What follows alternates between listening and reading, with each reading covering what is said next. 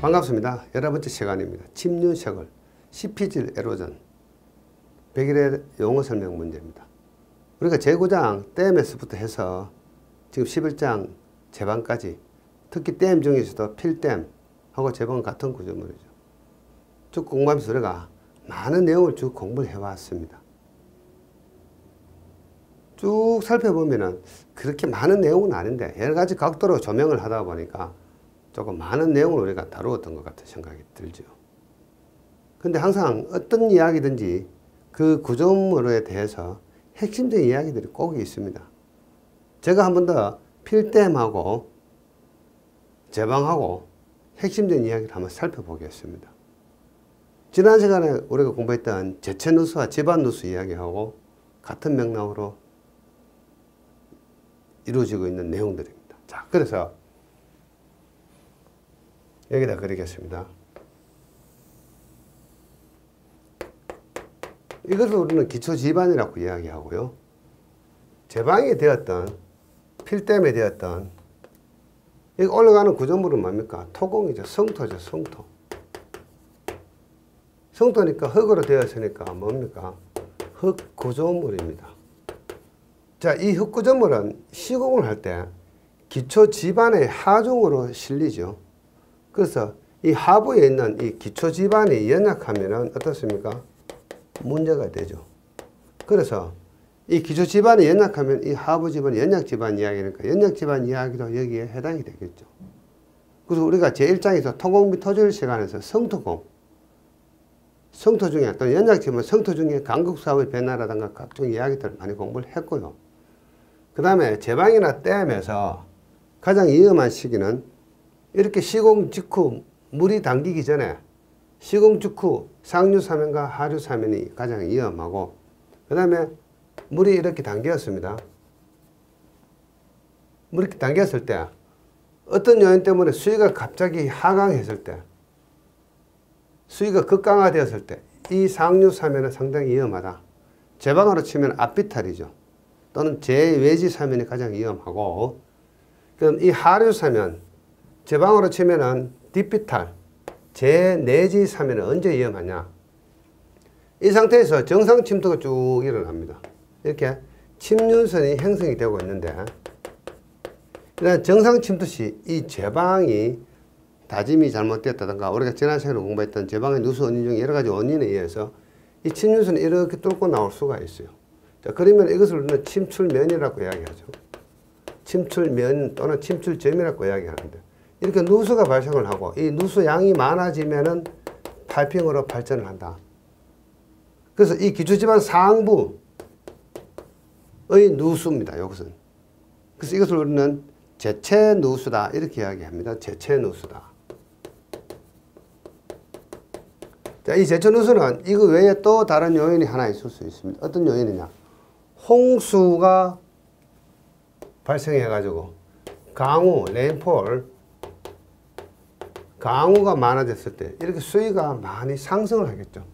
상승하면 이 침륜선이 이렇게 위로 올라가 가지고 이 제방 옆구리를 뚫고 나올 수가 있겠죠. 뒷비탈 측면을 뚫고 나올 수가 있습니다. 그러면은 누수가 생기고 파이핑이 발생하겠죠. 이것을 우리는 한마디로 제체 누수다 이렇게 이야기합니다. 그래서 여기서 말하는 침륜쇄골, CPG 에로전, 이것은 결국 뭔가 하면 내부 쇄골이라고 정의하는데, 이 내부 쇄골을 영어로 하면은 파이핑이다 이렇게 이야기합니다. 그래서 파이핑에 대해서 써라 이런 뜻입니다. CPG 에로전. 침투수에 의해서, 이런 침투수에 의해서 흙입자가 분출해서 집안 내에 파이프 모양의 수로가 형성되는 현상, 이것이 우리는 내부 쇄골 파이핑이다. 지금 그림에서 이것은 뭡니까? 제체 누수, 제체 파이핑이고, 그 다음에 집안 누수, 하부 집안으로부터 이렇게 침륜선이 형성이 되면서 여기에 드레인이 있어 가지고 물이 잘 배수되면 괜찮은데, 이 하부가 또는 이 뒷비탈이 배수성이 나빠 가지고 이렇게 들어오는 침투수가 배제가 잘 되지 않고 이렇게 위로 치고 올 수도 있겠죠. 또는 여기까지 와서 여기서 이렇게 치고 올라올 수도 있겠죠.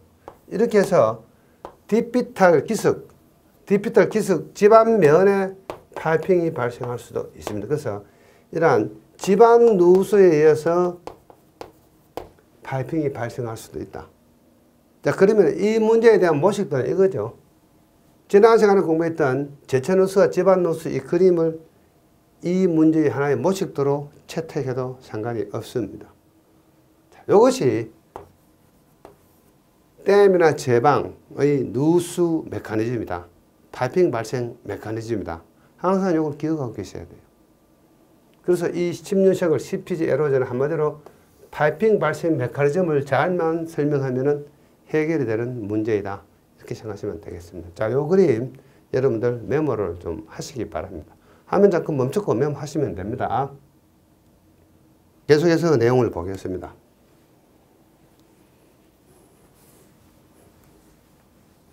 지금 소개하는 이 내용은 파이핑뿐만 아니고 일반적인, 전체적인 또는 포괄적인 하천 제방의 피해 원인 및 가정 또는 필댐의 피해 원인 및 가정을 이야기하는 겁니다. 원료에 의한 붕괴가 있을 수가 있다. 자, 설계수의 HWL을 넘으면 원료의 안정성 저하로 붕괴된다. 자, 제방이나 댐이 이렇게 있는데 이것이 HWL입니다. 고수위. 근데 비가 많이 와가지고 레인폴 수위가 이렇게 엄청나게 높아졌다. 홍수기 때. 그럼 이렇게 정상적으로 침투되는 이 침륜선이 이렇게 위로 상승해서 여기서 누수와 파이핑이 발생할 수도 있죠. 또는 이렇게 원료할 수도 있고 또는 이 부분이 이렇게 쇄골될 수도 있습니다. 일단은 수위가 너무 넘쳐가지고 원료되는 경우 설계 수위를 넘으면 원료에서 안정성 저하로 붕괴가 된다. 그래서 이 원료에서 이 제방이 파괴되는 순서입니다. 메커니즘.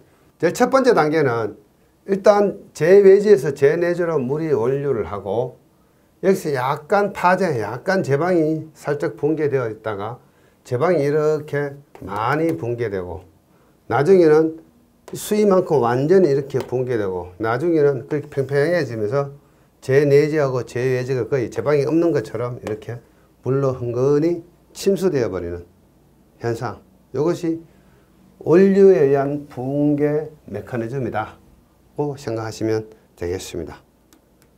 그 다음에 색으로 의한 붕괴.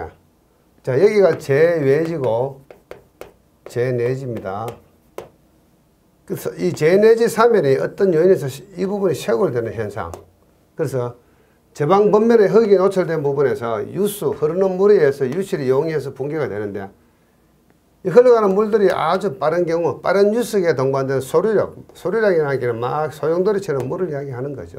그래서 호안 기초 부분이 유실되어 가지고 요 기초 부분이 이렇게 유실되어 가지고 호안 전체가 유실되어 전체 제방이 붕괴로 진행되는 요 메커니즘. 요게 쇄골에 의한 붕괴다. 그래서 그 순서 첫 번째 수위가 높아지고 여기에 물의 충격력이 가해지면서 자, 기초 부분이 쇄골이 되었다가 점차적으로 쇄골의 범위가 커지고 끝내 전체 제방이 무너지면서 수위는 이렇게 제내지하고 제외지가 평평하게 수위가 유지되면서 제내지가 침수되는 현상.